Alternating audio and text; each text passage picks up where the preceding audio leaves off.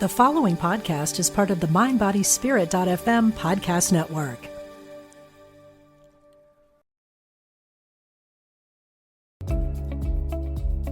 Welcome to the Kelly Sullivan Walden Show, where we explore nighttime dreams, daytime desires, and the best ways to transform the tragic into magic.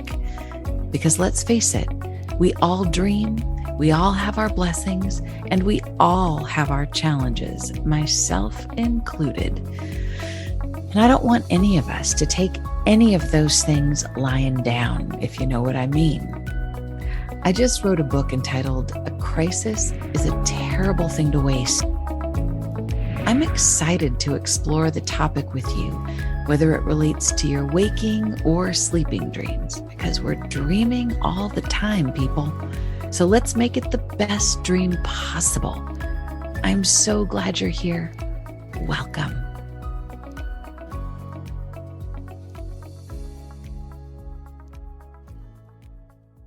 I am so excited to host my friend and mentor and just a spiritual ally, Mr. Rydall. Let me tell you a little bit about this dude. If you're watching, you can already see him. If you're listening, though, let me just tell you a little bit about him. He's part of a new generation of spiritual visionaries and thought leaders. Rydall is the #1 best-selling author of Emergence, 7 Steps for Radical Life Change, which reveals the revolutionary principle, the law of emergence, showing people how to tap into the pattern of perfection in any area of their life and create the right conditions for it to unfold. And he's the author of The Abundance Project, 40 Days to More Wealth, Health, Love, and Happiness, where he lays out a time-tested system for activating the abundance principle, which sets you free from belief that outer conditions determine your life and shows you how to generate everything you need to know, no matter what conditions you face, to be able to have that abundance and have that emergence. So without further ado, Rydall, I'm having an out-of-body experience and I'm trying to get back in my body because this is it's so special to get to be at this moment. I've known you for so many decades over different incarnations, but it's really special to be with you today. So thank you. Thank you For joining me. And before we started, I asked if you would be willing to lead us in a little centering prayer. So now, normally my prayers can be very long, so I'll try to we'll I'll do keep it a short. truncated, an acorn version. Yes. So we just take a moment and take a breath and breathe into the back of your heart and exhale the residue of the past. Just feel it unplug and release, even the past moment, wherever you came from, whatever happened before. And then breathing into the front of the heart, we release any concern for the future, allowing our chest to relax, our abdomen to relax, letting go of future, letting go of the past, which is just a memory, letting go of the future, which is just a fantasy. And then one more breath into the front and the back of the heart, as we just exhale and release even the present moment, the present conditions, our present story, which is mostly imagination. It is memory plus fantasy, creating a present storyline. We let that go too now. Past, present, and future are the tenses of time. But we are so much more than this time, this story. We step out of the simulation of our mind the storyline, and we rest in this eternal now. Now, here I am. Infinite, unconditional life, infinite potential, not a potential or a life based on past or memory, not a potential or a life based on future fantasy, and not even based on the limits of our imagination, but the infinite, inexhaustible potential of our being is now available to us. And it is from here that we live, not on our way to anything, but coming from the everything that we really are, whole and complete now. And from this place now, whatever needs to be said or heard, released or embraced, for each individual listening to take a quantum leap to the next level of their life, it's happening. It's happening now. And I just give thanks for this. And I lovingly allow it to be. And so it is. And so it is. All right, we're done. You See ya. can go home now. Bye. Bye-bye. Where do we go from there? That was pure heaven. Thank you, Derek. And I feel like I'm having such a life review, going back in time to my early days at Agape, and you and Yes. Elizabeth were such an important part of that foundation for me. I mean, Agape itself, for people who don't know, Agape Spiritual Center, that is one of the head minister is Reverend Michael Bernard Beckwith. Yeah. But you and Elizabeth were like the anchors and the pillars of that time for me, which was so important and really is such a I think it really informs a lot of the work that I do. And I think a lot of the work that you do, I mean, you've taken on your own, like kind of taken those fundamental principles and you've made it your own. And it's just so special to be with you and just to know that those principles, they don't die out. They just get No. stronger over time. So I've been so Especially if you enjoying. practice them. But yeah, but just Yeah. you're just making me remember Yeah. all those times like meeting. Didn't we meet in our living room and Yes. vision and like, yeah, those are Yeah. like the seed, you can just see the seeds of so much. It's really powerful to think about from that, the humble seeds and beginnings of just coming together to share certain values and a vision for the world and for ourselves and the possibility and the potential. And yeah, and some seeds grow fast and some seeds take a lifetime to grow. Right. Oh, that's so true.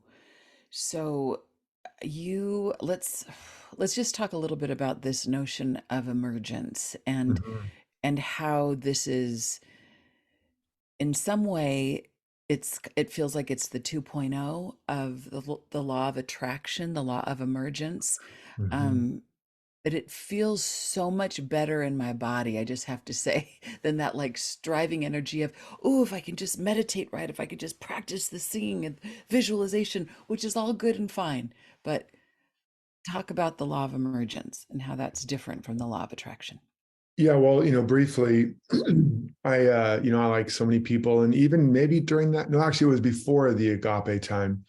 Um, I was on a journey of self-improvement and trying to heal my childhood and all of that, like so many of us are, or so many of us did. And rather than it improving me or fixing me, it increased my sense of frustration and stress and struggle. And whether I was trying to achieve or attract or manifest or fix or heal. And I don't think I knew you then, but it drove me ultimately to get addicted to drugs and alcohol. I think I talk about this in the book, to Mm-hmm. almost die of an overdose. And then I redoubled my efforts and figured I needed to try harder, work smarter. And then I was doing a movie and I almost drowned. And I had another near-death experience in that. And I do talk about that in Emergence. And in the moment where I knew I wasn't going to make it, I didn't think I might not or might. I actually believed this was it. And I was And I had a moment of true surrender, like not a negotiating, please God, if you get me out of this, I'll go to church on Sunday. I didn't go to church then. It was just like surrender. And there was a flash and something cracked open. And I saw that the self I'd been trying to fix, achieve, improve, etc., was a fiction of my imagination. It was an amalgamation of parental fantasies and peer pressure and societal conditioning, and that nothing I would ever do would make him enough. But at the same time, I saw that there was a self that had never been hurt or damaged, so he didn't need to be fixed. And he was already whole and complete, so he could not be improved upon. Now, this is all description now. In the moment, it was a spiritual vision that didn't have any of these. It was just like, it was just like one of those moments. I just saw it. I saw the error of my ways and of this whole way of improvement, and I saw the truth in a flash. And I was stuck in this coral reef, and in the next moment, I was freed from it. And I went on to become a monk shortly and pull out of society and all that. But eventually the monk life didn't work out. It's a long story. But I stole, anyways, fasting and started, being silent, and got so hungry and freaked out. I stole food out of the monk's refrigerator and got really sick. It was really crazy. But I ended up, cloistering myself in my apartment. And that's when I had this realization that just as the oak tree is in the acorn, or the apple tree is in the apple seed, the same thing is true, that the whole pattern of our life is in us. It's in the seed that's planted in the soil of our soul. And the acorn, or any seed, doesn't attract the tree to it. The acorn doesn't attract an oak to it, right? Nor does it, and this is really important, nor does it improve itself into an oak. An acorn isn't an inadequate oak tree. It has to improve itself into oakhood, right? It's a perfect seed. And when it becomes a little sapling, it's not an inadequate oak tree then either. It's a perfect sapling. It never, ever improves itself. Nature does not improve itself into what's in the seed. And so it doesn't attract it, it doesn't improve it, and it doesn't achieve it either, because achievement is another form of, I'm lacking something, I have to work hard to get it, right? So get it, fix it, heal it, improve it, attract it. The whole, from Protestant work ethic to New Age metaphysics, that kind of encapsulates most of that. But in fact, none of that is applicable to nature. What it actually does is it plants itself, and when the conditions become congruent with the pattern already in the seed, what's already there emerges. Now, we can understand this also from just a technical standpoint, and I use this analogy in the book, a radio. So for you young kids out there, radio are these things we used to do. Right? What's a radio? What's a radio, Mom? Radios are these little things with dials and buttons and cathode tubes. No, I'm just kidding. So a radio. How old are we getting, Kelly? Don't tell me. Let me tell you. Oh, God. Had to walk to school in the rain and the snow. Yeah, exactly. Okay, so your favorite music is playing right here, right now, but it's not manifest. You're not experiencing it. But if you tune your radio to the station or the frequency where that music is playing, that station becomes manifest. You have sound, right? Now, where was that song before you tuned into it? It was right here. It wasn't in the future. It wasn't down the street. You didn't attract it. You didn't make it happen. You made it welcome. You became a match for what is already happening.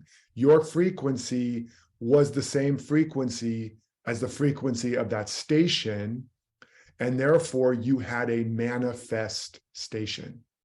A manifestation. that I'm done here all weekend, Bum ba da folks. bum. Don't So forget to tip your waitresses. Right. that's right.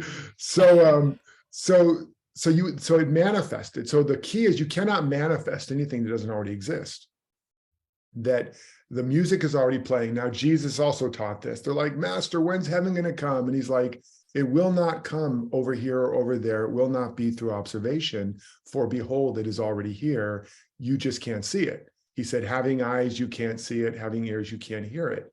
And so he was teaching a new way of sensing, of soul sensing, and of coming into alignment with reality. But we were too indoctrinated into judging by appearances, and he taught to judge righteous judgment. Now, Buddha did the same thing. All the great masters did. None of them were saying there's a problem, that something's broken, you need to fix it. They were all saying reality is perfect, it's already here, but you are hypnotized, you're asleep, you're deluded, you're focusing on the forms of things, and you're missing the reality of things. And so that all kind of boils down to a more modern way to put that teaching forward, which is your life, your destiny, your fulfillment, your potential, the fulfillment of that seed of your purpose, whatever, it's already happening. It's already here. And the symphony of your success, the rhythm of your joy, the beat of your abundance, it's playing right now. But we have to tune into it. We have to become in integrity with it, and be more interested in that than we are in the old habit of manipulating, controlling, managing, forcing, and even attracting. So that's in a nutshell, or an acorn shell, that's the law of emergence. That's so good. And it's just as a little synchronicity, I am surrounded by oaks. I'm looking out my window and all I see are oaks, and there's some pine out there, and I love the notion that an oak tree isn't trying to become a pine tree. It's trying to become itself. I mean, this is all of this is exactly what I need to hear every day, because it's as if the indoctrination of the world is exactly the opposite. And I think this is Correct. consumer culture. It's kind of the hypnosis of this world, is to be something inherently different than you are. And I remember, and I might have even been you, Derek, because I remember being on your living room floor, sitting on a pillow, hearing those words, there's a part of you that has never been hurt, harmed, or endangered. And I know Reverend Michael gets some Yeah, credit that's for that. probably that. I mean, I probably really, Reverend Michael, really, that's really a big part of Sure, it. but I know that it was through you the first time I heard that, and it Got it. literally was like, are what? Are you kidding me? Yeah. And still, even to this day, I think about that, and it is such a like a mind twister in the best way, because it's as if, I mean, at least at that moment in time, I had related to myself like I was the sum total of my brokenness, Yes. all of my internal and external disappointments, all of those things that didn't go the way I thought, broken, broken, broken, broken. And my new book is all about these broken things that actually cracked me open to They broke you something open. Yeah. much better, that helped me emerge. But hearing that thought that there was some part of me that wasn't touched by any of these things, Yeah. like that's revolutionary. That It little is. speck, and maybe that little speck is actually not such a speck after No, all. it's not a speck after all. It Right. is the whole enchilada. You know, Right. we It's can the say, reverse. No, no, no, yeah, it's the it reverse. is the reverse. It is exactly the reverse. And that's again also why certain ancient teachers like Jesus said, my thoughts are not your thoughts, neither are your thoughts mine. This stuff is foolishness unto man. Meaning that spiritual reality, or just reality, it's not just kind of different, it's exactly the opposite. and and that is because I mean, there's a lot we could talk about, and we probably would need a lot more time to understand why that's the case, and that even that's not a problem. But basically, we were indoctrinated into identifying as a form, as a body, as an ego, with separation and all of that, because that was the journey of embodying life in biology and in experience. But then along the way, we became overly identified with form, and we lost connection to life itself. So we got more identified with life forms, less with life. And there's a whole masculine, feminine principle, because the feminine really is the pure life force, and the masculine is the form and the structure and the function. And we become overly focused on, the getting and the creating and the holding on to and the managing forms and functions and all that in order. And we've lost touch with the spark, with life itself. And we need to learn that in order to keep growing and evolving and bringing forth the best of us and the best of the world, we actually have to not focus on saving the world or even saving ourselves, but on serving what's emerging, on living more from insight than eyesight. It's the Jedi way. We have to learn that what's inside of us is always infinitely more and infinitely better and infinitely more powerful than whatever is outside of us.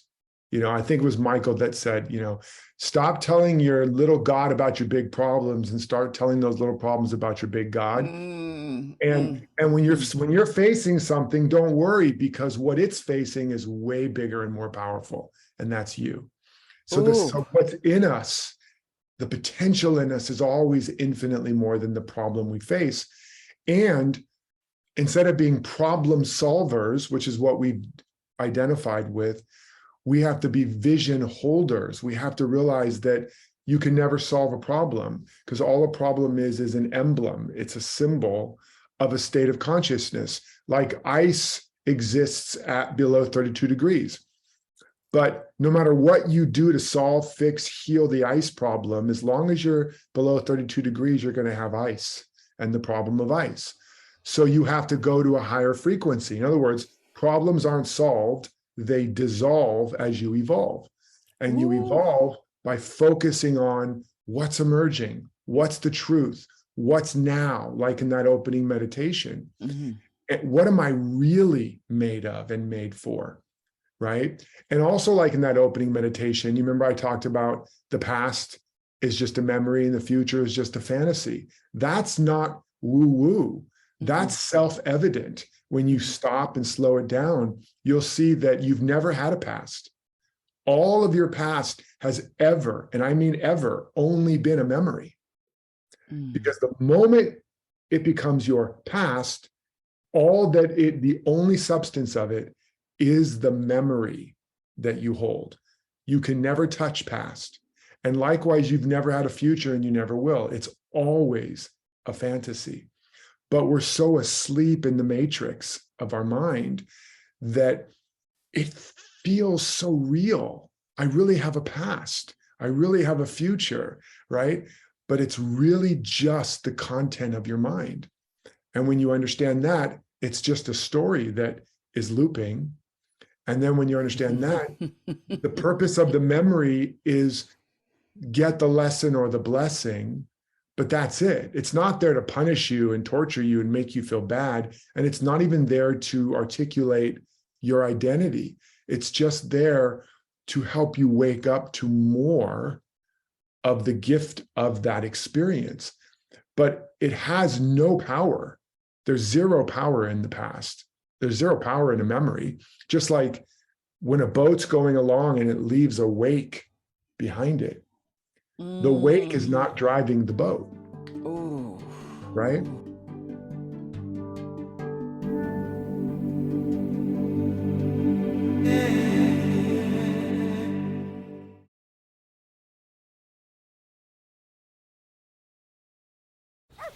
This summer, go on an Eatscation with Uber Eats. Deals all summer long that'll make your stomach go, mmm, and your wallet go, ah.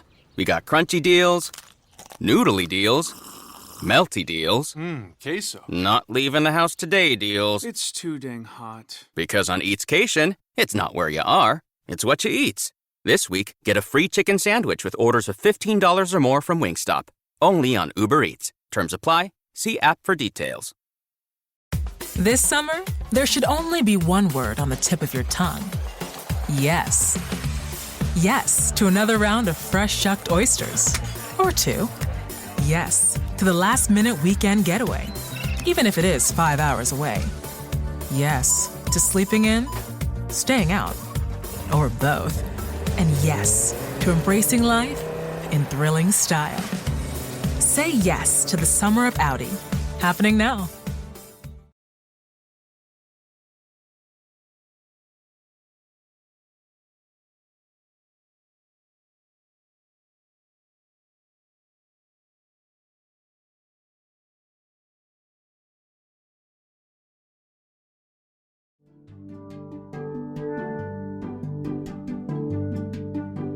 So our memory and our past can never drive our present or our future, and it can never create who we are. It's just the trailing effect of what we've discovered and what we've expressed so far.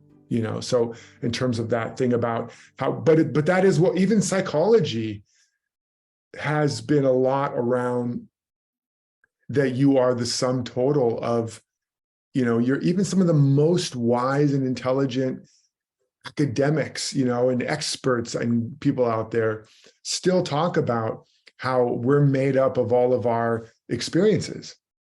But we are literally not made up of any of our experiences. Our character is the character of the part we're playing in this divine drama is made up of a lot of those experiences, but that's not who I am. I'm the actor. I'm not the character. I'm putting on the costume and the clothing of that part, but I am never, if I go play the part of, whoever. Hamlet. I was literally going to say that, Hamlet, right? If I play the part of Hamlet, at best, I can illuminate it with what's in me, but the part itself doesn't. The only way it changes me is if it activates more of my real potential. But I don't walk away from that having all my family die and tragedy, and now the rest of Derek's life is ruined because of that. No, I got to experience and express a certain dimension of humanity, but it has not in any way diminished me, nor can it. And that's the same thing with our journey. But here's another interesting and maybe a little more difficult thing to embrace. We are not the product of our past or our problems or our betrayals and losses, but neither are we the product of our achievements. Wait a minute. Yeah, wait a minute, buddy. Wait a minute, buddy. Oh, time's up. Gotta go. Say more. That's our time. That's our time. Check, please. Okay. Yeah. So so what that means is that nothing can be taken from us. We've never been hurt, harmed, or damaged, but nor can anything add to us. As again, it says, I like to quote the scripture for some reason, I guess. You are. Who by taking thought can add 1 cubit to his stature? And also what God has wrought, no man can put asunder. So it's saying what God or life, whatever, if you guys don't like the word God, that's fine, because that's not God's name anyways. But if you, the nature of infinite isness, what it is being as life, what it has created as you, nothing can ever diminish that, because there isn't a power outside of that. But neither can any of your thinking and your crazy doings improve upon it, right?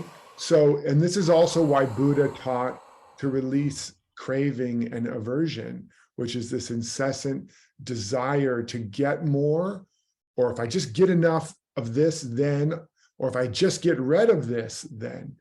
And it's this constant get or get rid of, get or get rid of, get or get rid of. And if I just get or get rid of enough, I'll finally be enough and be free and can just be myself. That whole treadmill is the structure of the ego and of the false self. And underneath it, once you release that, that's called the wheel of karma, right? And once you get off that wheel, you have no more judgment, because there is no good or bad, right or wrong, should or shouldn't, better or best. There's just is. What happens is then what is, which is a perfect self, a perfect life, a perfect reality, is able to emerge. Now, that doesn't happen all at once necessarily. It's a progressive journey. We don't have to be enlightened to emerge, but progressively we're letting go a little bit of a judgment, a little bit of an opinion every day. We're letting go of a little bit of pushing, a little bit of pulling every day. We're learning to rest more and more back into the soil of our soul. And remember, we're not on our way to wholeness or to heaven. We're coming from it. We are an emergent of it. We are the ray of the sun, the branch of the tree, the wave of the ocean.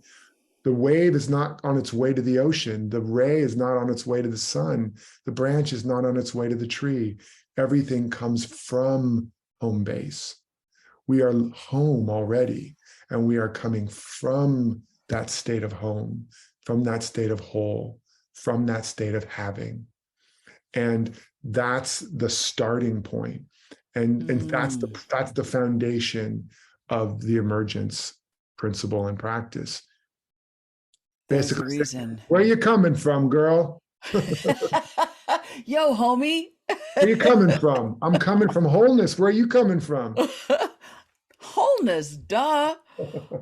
Oh, this is so good. There's a reason this is a true best-selling book, and your other book, The Abundance Project, as well. And just in the few minutes that we have, I mean, God, we could talk forever. And I want us to, on a parallel plane, we're going on and on. But this is something that's kind of a personal thing that I'm grappling with, and maybe you can shine a little light. And just in you talking, I feel like I'm getting some wisdom already. But so I know for me, I had this aha yesterday, that my worries and my stress, 90, maybe 99, maybe 100% of any stress or anxiety I have, I could put it all under the heading of my ego that thinks I'm supposed to be an acorn that's growing a little bit faster. I should be more palm tree-esque, or Right. why is, like more, faster, hurry, all of those things. And in particular, a lot of people who know me know that this has been a recurring Groundhog's Day thing for me, that there's often a television show production company that comes to me and they say, hey, we want to make a television show with you about dreams. And I say, great. And I suit up, show up, do the pilot, do the thing, do the dog and pony show, pitch, everything's great, great, great. And then ultimately no green light. And so it's like, okay, I did my best. I put it out there. If it's meant to be in the perfect conditions, I do my best as the farmer of or as the gardener of my soul to do right. But I don't control all the elements. So I keep doing my best. So I'm here again, working with another production company, with another network, with a whole other thing. And I'm here. I was supposed to hear something by the end of February. That was 2 days ago, and I didn't hear anything. So all the people on my team were like, did you call him? Did you call? Did you call? Did you text? Did you? And I was like, my instinct is to not call, because if it's time, they'll call me. Like, they know how to find me. Me calling isn't going to turn something from not happening to happening. Yeah. But then I was like, okay, well, there is something about people knowing that I'm engaged.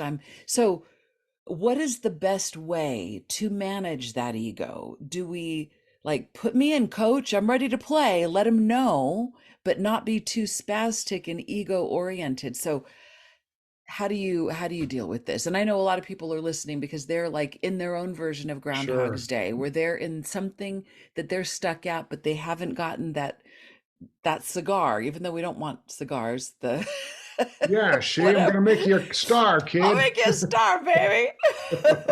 So what can we do different? Yeah. What's the thing?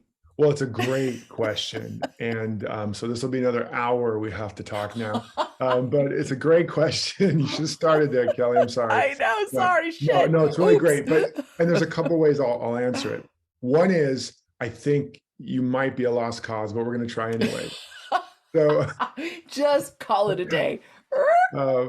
but no, I think, first of all, it's very obvious, it's very normal. And to have all those desires and, and the desire for more and the desire for things, desire comes from the root of the sire, which means of the father or of the creative principle. And it's a sign not of what's outside of you that you need to get, but of what's inside of you trying to get out. It means you're pregnant. It means the baby's kicking. It means more of you is trying to emerge. So that's a beautiful thing.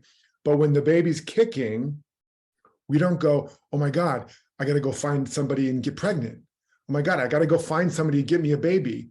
You go within and you nurture the child. You keep nurturing the child. You might also set up the environment to make it welcome for the child.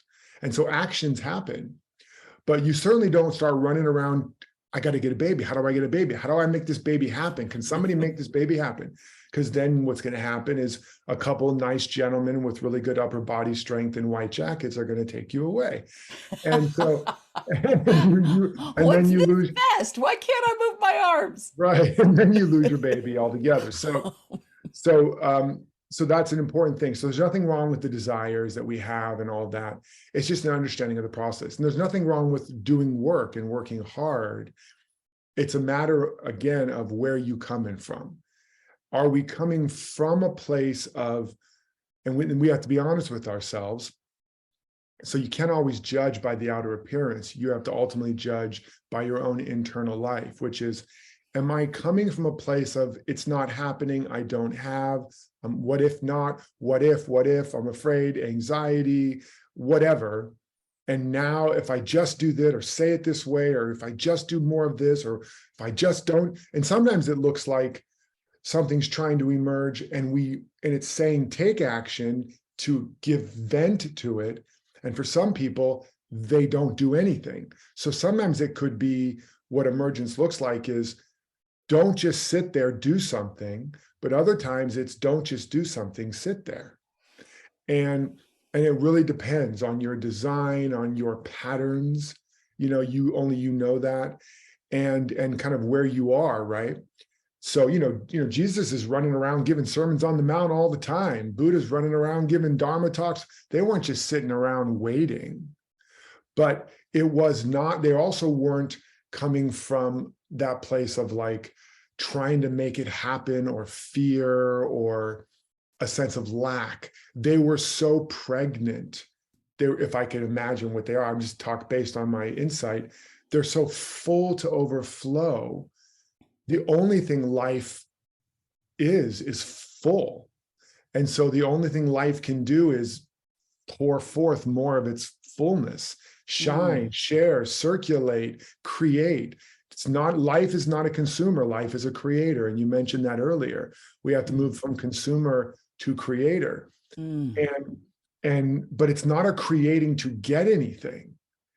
It's a the rose doesn't break out of its bud and blossom to get anything. It breaks out because it cannot contain itself anymore. And so life is not bursting everywhere. If I just shine and flower and flourish, maybe then I'll get what I need. No, that is the getting of what it needs, the flourishing, the flowering. So we have to go back to all that is in my responsibility is to fully love the seed of my soul and nurture it and give it everything it needs to flower, and then to flower without shame or apology, to shine and flourish and sing my song and share my message and just pour my light and my love and my truth and my beauty and my creativity everywhere I am compelled and inspired. Those seeds everywhere. And then what flowers and unfolds from that, it will sometimes look like it's coming from the world, like it's coming from other people. But you're not really in the world is in you. And everybody and everything are channels of your field of consciousness. So it'll look like opportunity, and obviously you're getting the opportunities. And when it's ripe and it's ready, that opportunity won't just remain a seed. It will break open and it will flower. And your inspiration and joy to play could lead you to, hey, Bob, just want to check in, and I'm so excited about the project. I have all these new ideas I wanted to share. And if it's legitimate, you're not trying to, trick or play a little manipulation game, come up with a bunch of good reasons to call, just because what you really are is freaking out.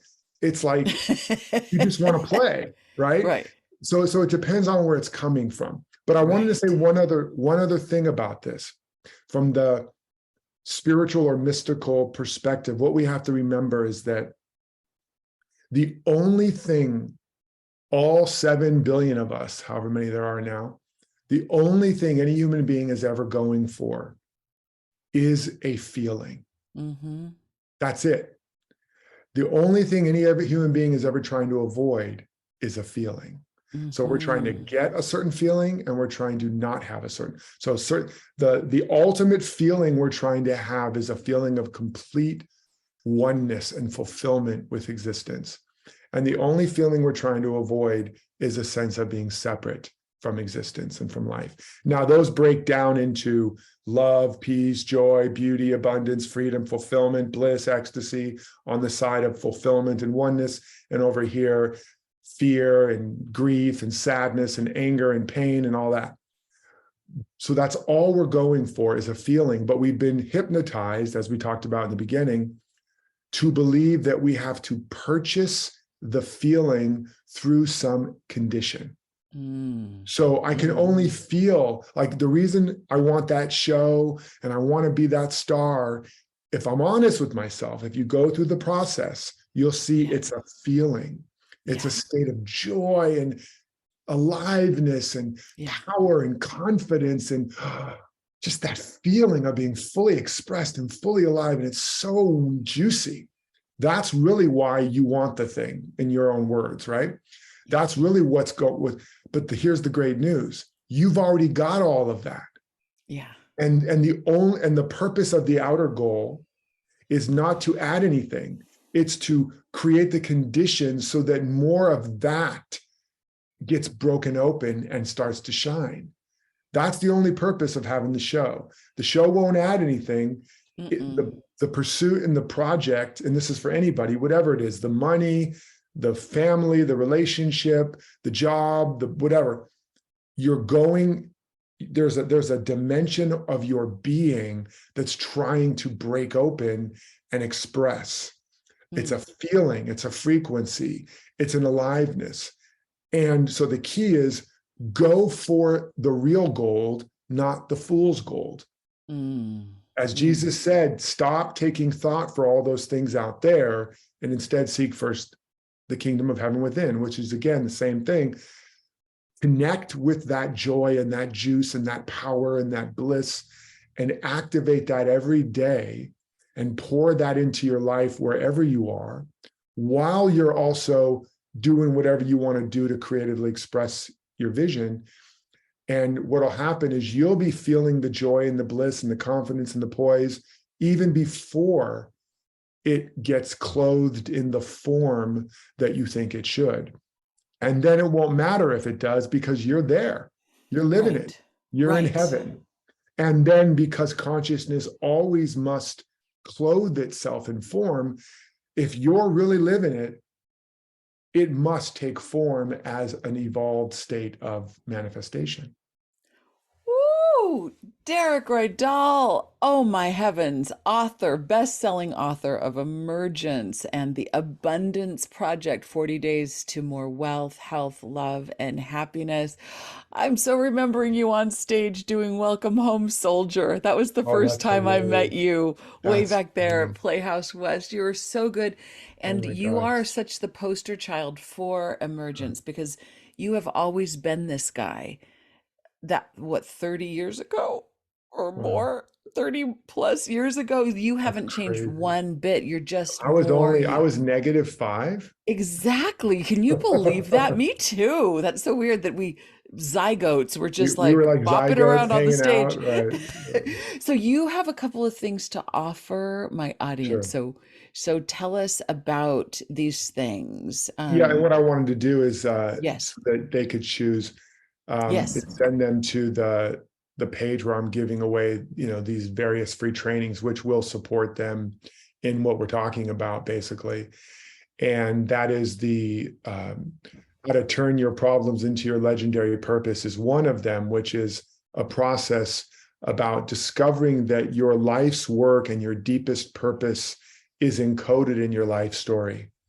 That, as I like to say to people that are, want to be healers, coaches, teachers, the workshop you've been living is the one you're meant to be giving, right? And so, Mm. in encoded in your journey is everything that you need to know, everything that you were designed to be, and your whole life has been conspiring. Like we talked about earlier, again, what you thought was betrayal and abandonment and abuse and loss was really all part of the natural process to develop in you and through and as you, the individual you're meant to be. The deeper the roots, the richer the fruits. And so that's that particular thing, the thought leader process and the change maker process. And that's a free training, pretty in-depth training on how to turn your pain and your problems into your legendary purpose. So that's there on that page for them. Then there's also the self-mastery process. And as you get into that, you'll also get access to this whole character of success process, which is what we're talking about, where you think you want this life of health, wealth, love, success, all those beautiful things. But I show you how to reverse engineer that and discover what it is you're really after and how to get that real gold and build your life from there. So they're going to get access to that too. And then there's a variety of other things, but that's enough for now. That'll get them started. But they'll get access to all those free trainings and more surprise tools and bonuses along the way. Oh my God. So all of this will be in the show notes, these links. Derek Rydall, you are truly a cornucopia. You are the acorn that has cracked open into quite an incredible oak tree. And I so appreciate you. I appreciate all of the work you've done and all the joy that you are and all that you've survived that has brought you here, all the We didn't even talk crises. about the crises, but I know that'll it be, is we'll true. have A to have you crisis is back. a terrible thing to waste. It's Thank also you. a terrible thing to go through, but it's ultimately, It's so true. Yeah, yeah. I have to have you back. I want to have you back again soon because we could talk for hours and there's more and maybe focusing more on the Abundance Project on the next one. Today was more emergence oriented. And it's So we don't need an important now. emergency. Exactly. Emerge. Emerge and see. Don't wait. When you feel that urgency of emergence, don't wait for it to become an emergency. Instead, Woo! emerge and see. All right. Oh, But let's see how many different puns we can make up from that. oh my God, we are cut from the same punny cloth. Derek Yeah. Rydall, I love you so much. Love you too, my And friend. I can't wait to talk to you again very soon, my brother. You are a blessing. Thank you from the bottom of my corny soul. Your little corny soul. All right. Thank you for listening to the Kelly Sullivan Walden Show. If you enjoyed this episode, take a moment to like, subscribe, comment, and share it with your friends. My show can be found on Apple iTunes, YouTube, Google Play, Spotify, and wherever you get your podcasts. If you want to order my new book, A Crisis is a Terrible Thing to Waste, go to your favorite online or brick and mortar retailer, then head on over to kellysullivanwalden.com/tragic2magic.